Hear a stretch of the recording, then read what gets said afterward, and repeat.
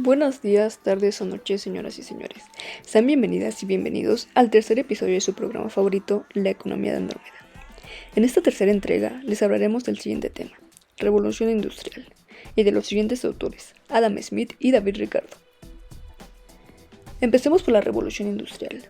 La Revolución Industrial tiene origen en Inglaterra, en el año de 1750. Esta revolución marcó un antes y un después en la historia de la humanidad. ¿Pero por qué? Bueno, empecemos hablando de las causas que dieron pie a dicha revolución. Se dio en Inglaterra, justo después de que la revolución burguesa había triunfado en el siglo XVII. Con ello, se había abolido el sistema feudal, el absolutismo que se daba en otros países europeos. A causa de todo esto, Inglaterra contaba con una gran estabilidad económica y con mayores libertades civiles. Empieza con la revolución agrícola. Al tener innovaciones en el campo, el producto excedente era mayor, y a causa de esto, la población en el campo aumenta, incrementando de la misma manera la mano de obra, que poco tiempo después ya no fue requerida en el campo, por lo que se tuvo que trasladar a las ciudades, en las cuales estaba completamente disponible para realizar trabajos industriales. Por otro lado, la existencia en Inglaterra de ciertos materiales como lo son el hierro y el carbón fueron fundamentales para permitir el desarrollo de la revolución. La primera revolución industrial marca un cambio drástico, ya que pasa de una economía agraria y artesanal a una basada en la industria y la producción mecanizada. Un principal factor también es que la clase burguesa ahora es capitalista y emprendedora, por lo que, al tener una mente imaginativa y un poder adquisitivo mayor, pudieron dar pie a la invención de grandes obras como lo son la máquina de hilar en 1767, la máquina de vapor en 1769, el barco de vapor en 1787, el ferrocarril en 1814, la bicicleta en 1817 y la máquina de escribir en 1829. Con estas obras hubo cambios bastante drásticos. En la industria de las telas, por ejemplo, la máquina de hilar provocó un aumento en la cantidad de prendas que se podían fabricar por día, y esto obviamente ya era requerido a causa del aumento de población del que hablamos hace un momento. Con el barco de vapor y el ferrocarril se tuvo un gran avance en cuanto a comercio y transporte. Ahora hablaremos de Adam Smith. ¿Quién fue Adam Smith? Bueno, nació en Escocia en 1723. Estudió en el Balliol College de Oxford. Se graduó a los 23 años con un gran dominio de la filosofía clásica y sus máximos representantes, Platón, Aristóteles y Sócrates. En 1759 publicó el libro de la teoría de los sentimientos morales. En 1766 publicó la investigación sobre la naturaleza y causa de la riqueza de las naciones, la cual es considerada como el primer libro de economía moderna. Smith considera al ser humano como un ente que vela por sus propios intereses por encima de los demás. Sin embargo, reconoce su capacidad de aceptar o brindar ayuda y cooperación por parte de otros, siempre y cuando esto lo beneficie a sí mismo, ya sea de forma moral, espiritual o monetaria. Para explicar cómo la sociedad puede tener un buen funcionamiento con conductas individualistas por parte de la población, introduce la teoría de la mano invisible, la cual regula los fenómenos y comportamientos humanos, subjetivando su pensamiento. La teoría de la mano invisible se trata de una metáfora que explica el cómo la búsqueda del interés propio es beneficiosa para la sociedad.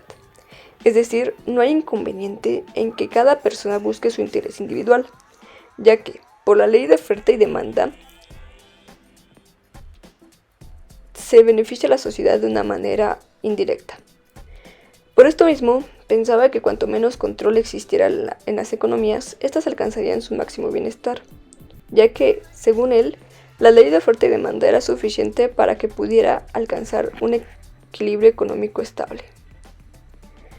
Por último, la teoría defiende que cada individuo debe de buscar su propio interés y que la autorregulación del mercado se tiene que dar sin interferencia del Estado.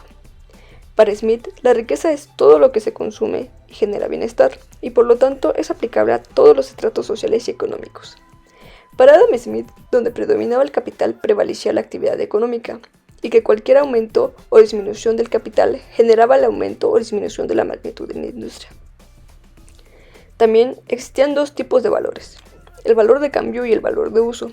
Por una parte, el valor de cambio se refiere a la capacidad de comprar bienes. Dicha capacidad se deriva de la posesión de dinero. Y el valor de uso se refiere a la aptitud de un objeto de satisfacer una necesidad específica.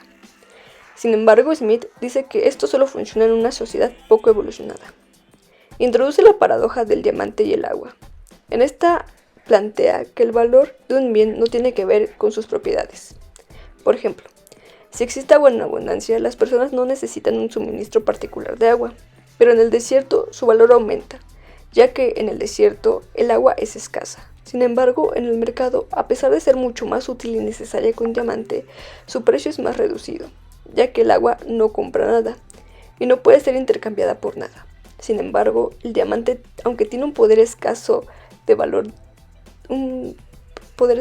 de uso, puede ser intercambiada por una gran cantidad de bienes. Para Smith, el salario promedio anual está dado por una división del fondo de salarios entre el número de trabajadores. El salario mínimo debe de permitir al trabajador asegurar la subsistencia de su familia y perpetuar la oferta de trabajo. Según Adam Smith, los salarios altos son buenos, ya que estimulan la actividad económica. Si una nación es más laboriosa, los salarios son más altos y la riqueza nacional aumenta. Es por esto que se debe de motivar al capitalista a ahorrar, para que así se pueda invertir esa riqueza en más trabajadores y fomentar un círculo virtuoso. Ahora hablaremos sobre David Ricardo. David Ricardo nació en Londres en 1772. Dejó la escuela y empezó a trabajar con 14 años en una agencia, donde aprendió lo básico sobre finanzas. Se casó con 21 años sin realizar el ritual judío de su familia, lo cual lo alejó de la misma. Fue un gran economista y exitoso hombre de negocios. Consiguió amasar una gran fortuna con 41 años de edad y fue miembro del Consejo Británico. Finalmente falleció en 1823 a la edad de 49 años en Londres. David Ricardo sostiene que el objeto principal de la economía política es regular las leyes que regulan la distribución de la renta entre los terratenientes, los capitalistas y los trabajadores. En su teoría de la distribución, se enfoca en cómo se distribuye el ingreso entre las diferentes clases sociales, los terratenientes, capitalistas y obreros. Se interesa en observar el cambio de la distribución de los ingresos a largo tiempo. Considera a la acumulación de capital como una fuente de crecimiento económico. David Ricardo, al igual que Adam Smith, sostiene que el valor de cambio de una mercancía está dado por la cantidad de trabajo necesario para la producción de dicha mercancía, y que el valor también queda determinado por el tiempo que el trabajador requiere para producir los bienes. También hace referencia a la escasez del bien o mercancía. Cuanto más complicado sea conseguir una mercancía, mayor será su valor.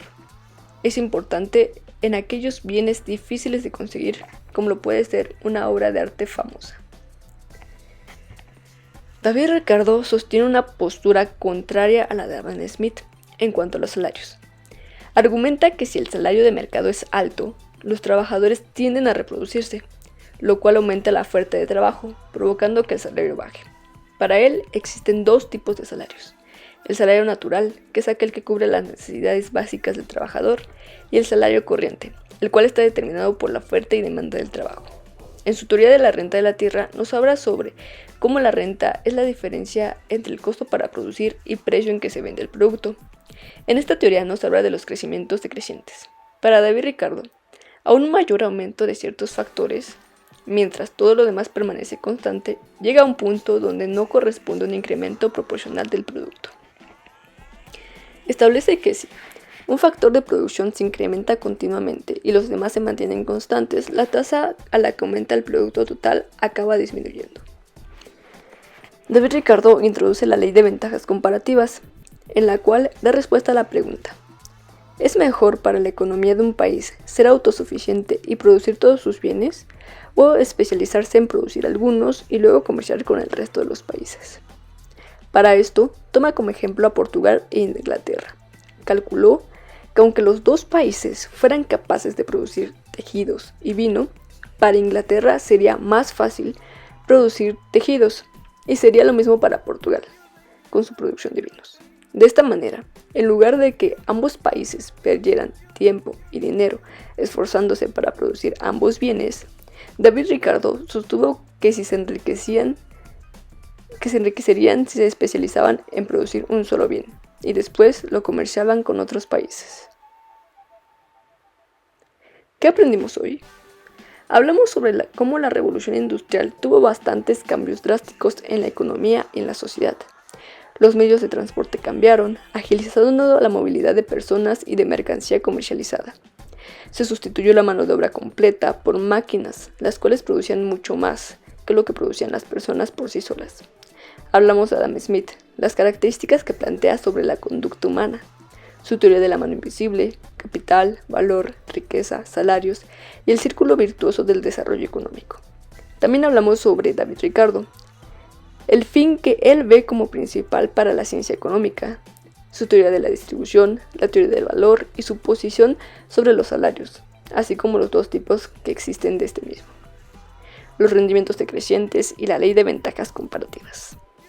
Esto ha sido todo por hoy en su programa La Economía de Andrómeda. Espérenos en el siguiente episodio a la misma hora y el mismo canal.